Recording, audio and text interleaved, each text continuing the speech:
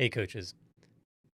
One of the things that coaches often will do early in training is after agenda setting, they will immediately step into the question with so many words of, so what are you going to do about blank?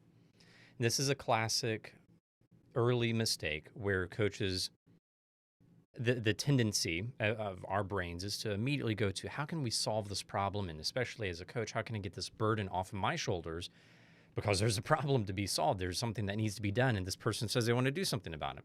For instance, I need to have a very tough conversation with my direct report, and we have a full agenda or agreement around that for the beginning of the session, and then an early coach in training may say, so what do you need to say to your direct report, or what, what are you going to do about this relationship, or what do you need to do? These questions are default questions, but they have a place.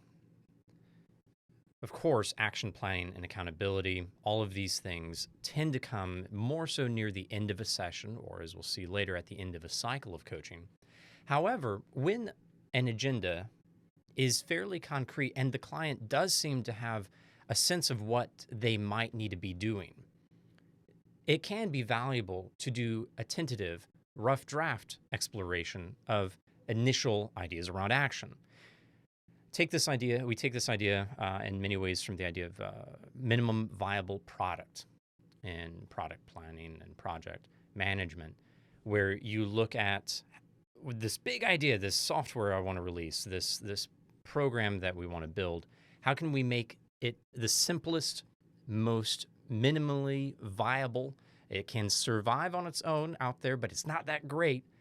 How can we make that version free to the public so that we can learn from that initial deployment and then create new iterations, build something better as we go?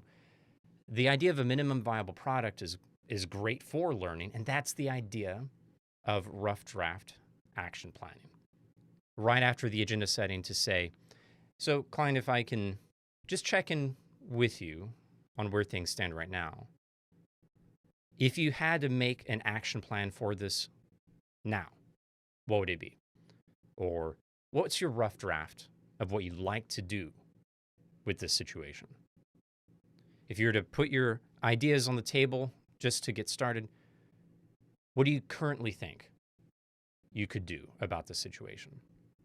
Now, if the individual is wrestling with a very abstract or difficult to understand agenda, they feel like there is no map, no solution ahead of them, and that's what they want to better understand. They don't really get why the person, like their boss, their peer, whoever it might be, why they behave the way they do, why they speak the way they do. They just don't understand this decision and all the different parts to it. Those are not times to do rough draft action planning. But it's oftentimes when the individual's bringing something concrete, like a behavior change, something that a conversation they know they need to have.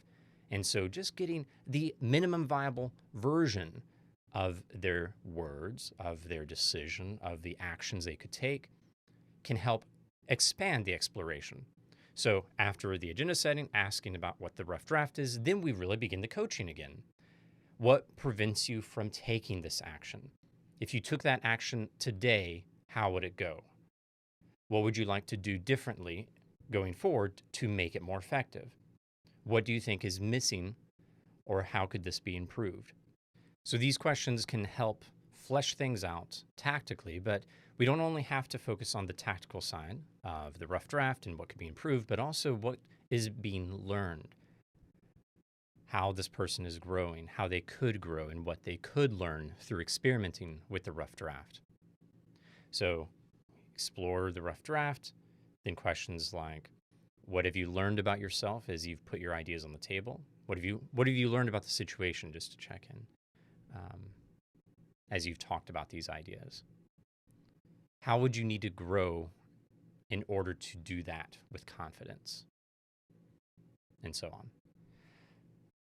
So rough draft planning, minimum viable action planning can be very helpful. We want to do it mindfully, though. A coach should never jump right from agenda setting into action planning. What are you going to do about the situation?